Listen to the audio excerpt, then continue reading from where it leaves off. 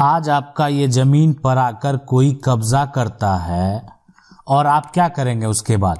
ठीक है, आप उसके खिलाफ एफआईआर दर्ज कराएंगे, आप उसके खिलाफ जो है ग्राम पंचायत, अगर आप ग्रामीण क्षेत्र से बिलोंग करते हैं तो ग्राम पंचायत बुलाएंगे, जो सरपंच है ना, उसका भी एक फैसला हो सकता है, या हो सकता है उसके अलावा भी मान लेते हैं उन सभी बातों को कोई मान्यता नहीं दिया गया, उसके बाद भी आप क्या करेंगे?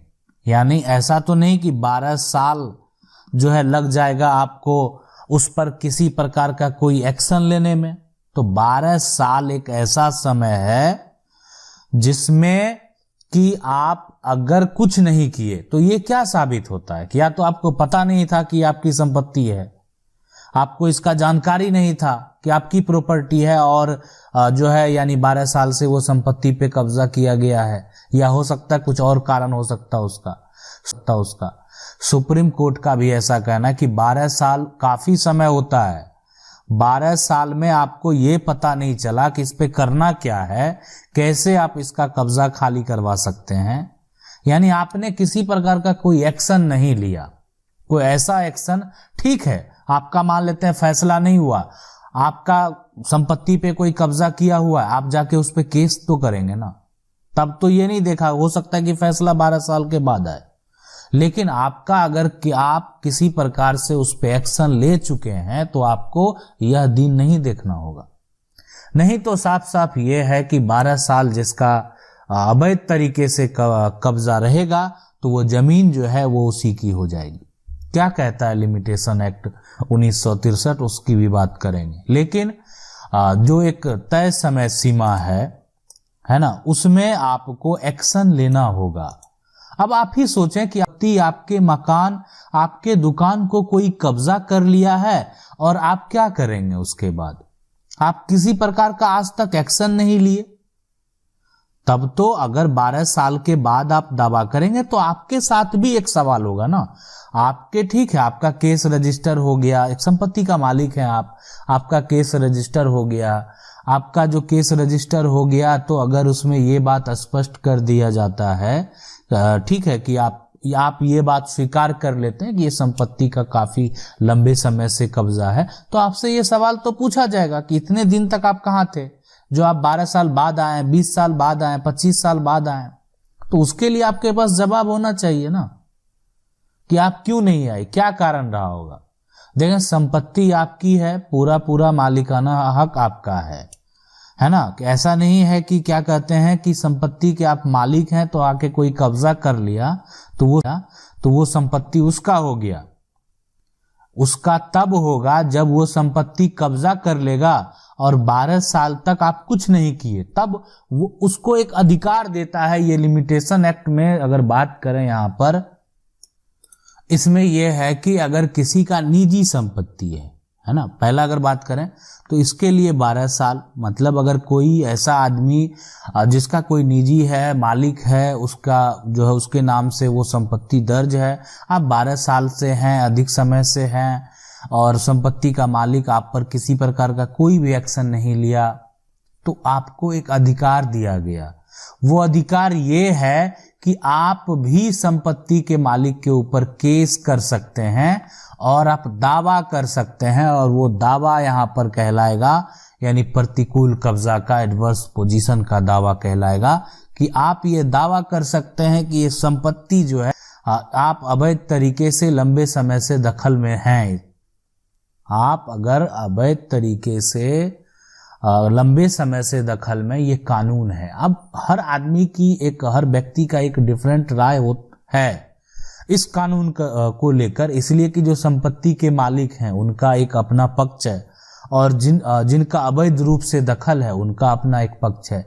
लेकिन ये सोचना भी बेहद जरूरी है कि 12 साल एक ऐसा टाइम पीरियड है जिसमें आप अगर किसी भी प्रकार से कोई भी लीगल एक्शन ले लेते हैं तो ये जो अधिकार है, यानी ये जो कब्जाधारी को अधिकार मिला हुआ, इस अधिकार का कोई मान्यता नहीं रहेगा। इसलिए कि आपके द्वारा तो एक्शन लिया गया है। हो सकता है कि आज उसका फैसला नहीं हुआ हो, आज उसका फैसला में जो है वो बहुत ज्यादा समय लग रहा हो, लेकिन उस व्यक्ति का अधिकार खत्म हो गया। अब वो प्रतिकूल कब्जा का दावा नहीं कर सकता। अब यहाँ पर सरकारी जमीन के लिए भी कोई अगर सरकारी जमीन है, ठीक है, सरकार के अधिकारी होते हैं, उस पर एक्शन लेते हैं, अगर उसमें कोई भी सरकारी जमीन को कब्जा करता है और 30 साल से उस पर कब्जा करके रह रहा है या उसका उपयोग कर रहा है, तो उस पर भी वो दावा कर सकता है। यानी सरकारी जमीन पर भी अगर वो लंबे समय से अगर यहाँ पर कब्जा किए हुए तो वो भी दावा कर सकता है। इसलिए कि लिमिटेशन एक्ट में अगर बात करें धारा 65, ऐसा कहीं जो 65 है उसमें कहीं स्पष्ट ऐसा नहीं किया गया है कि जो है एक तरह से जो कब्जाधारी है वो केस फाइल नहीं कर सकता, कब्जाधारी भी केस फाइल कर सकता है। अब है कि आखिर ठीक है, आपके मन में ऐसा होगा कि क्या जो संपत्ति है वो जो जजमेंट है, जितने भी जजमेंट हुए हैं वो अधिकतर किसके पक्ष में हुए हैं, तो आप समझ लें वो अधिकतर संपत्ति का जो मालिक है उसी के पक्ष में हुए हैं। यानी कहीं ना कहीं जिसकी संपत्ति है उसी का मालिकाना हक होगा, यानी कब्जाधारी जो है उसको वो संपत्ति लौटाना होगा। अब सवाल उठता है कि क्या ऐसे भी फैसले किए गए हैं जहां पर जो कब्जाधारी है उसके पक्ष में फैसला दिया गया? तो बिल्कुल ऐसे भी फैसले हुए हैं। अब ऐसे जो कब्जाधारी के पक्ष के फैसले हैं, बहुत सारी ऐसी जमीन है जो अगर बात करें कोई मंदिर की है, कोई ट्रस्ट की जमीन है जो कि लंबे समय से ट्रस्ट वाले लोग जो है वो कब्जा किए हुए थे और बाद में उस पे जो है केस फाइल किया गया, तो यहाँ पर जो है ट्रस्ट के पक्ष में फैसला दिया गया। बहुत सारे मंदिर की ज़मीन के लिए मंदिर की ज़मीन उसमें मंदिर बना हुआ है और मंदिर के लिए जो है काफ़ी जो है प्लॉट है, तो उस पर जो है दावा किए, तो उसमें भी बहुत ऐसे मामले हैं जिसमें जो है मंदिर के पक्ष में फैसला दिया गया। तो यहाँ पर जो समझने वाली बात ये है कि आप एक जो तय समय सीमा है, आप उसमें उस टाइम पीरियड में आपको एक्शन लेना है। आपकी संपत्ति को अगर कोई कब्जा किया हुआ है, ठीक है, तो उस केस में अब क्या करते हैं, अभी वर्तमान में हम आपको बता दें होता क्या है कि जमीन दो तरह से कब्जा लोग करते हैं। एक उस पर खेती कर रहे होते हैं, देखो समझने वाली बात है, ये बहुत इंपॉर्टेंट है। अब उस पर खेती कर रहे हैं, आप किसी अधिवक्ता के पास जाते हैं, वकील के पास जाते हैं, बात करते हैं। अब उस पे जमीन पे वो लोग खेती कर रहे हैं, आप क्या कर रहे हैं, उसका जो लैंड का टैक्स है ना आप दे रहे हैं, यानी आप उसका रसीद जो है आप कटा रहे हैं, आप गवर्नमेंट को टैक्स दे रहे हैं। आज भी संपत्ति का पूरा कागजात अप टू डेट आपके पास मौजूद है। अब जो है जो एडवोकेट के द्वारा जो केस फाइल किया गया उसमें ऐसा कहा गया कि आप जो है 2 माह पहले संपत्ति को कब्जा कर लिया। आप समझ लें, आप तो उस पे खेती कर रहे थे, आपका किसी प्रकार का कोई कंस्ट्रक्शन है नहीं, तो और संपत्ति का सारा जो एक तरह से टैक्स है वो संपत्ति के मालिक उसको देते आ रहे हैं, उसको कॉस्ट जो है वो सरकार को देते आ रहे हैं, उसके पास एक बहुत बड़ा प्रूफ है।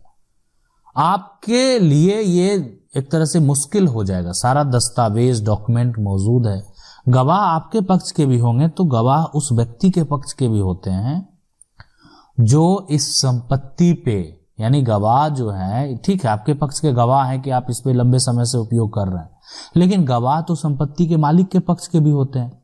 अब दोनों पक्ष के लोग हैं तो पक्ष की बात करेंगे, आपके पक्ष के लोग हैं आपकी पक्ष की बात करेंगे।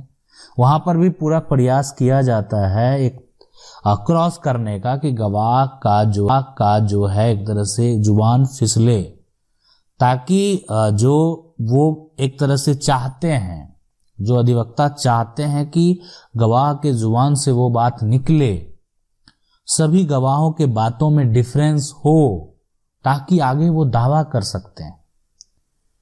अब यानी ये केस फाइल कर रहे हैं आपके ऊपर, जो एक तरह से कब्जाधारी है उसके ऊपर कि 2 माह पहले 1 माह पहले आपने जाके संपत्ति पे जो है अवैध तरीके से एक तरह से वर्चस्व दिखाकर आपने कब्जा कर लिया, तो आप पर तो केस फाइल हो गया।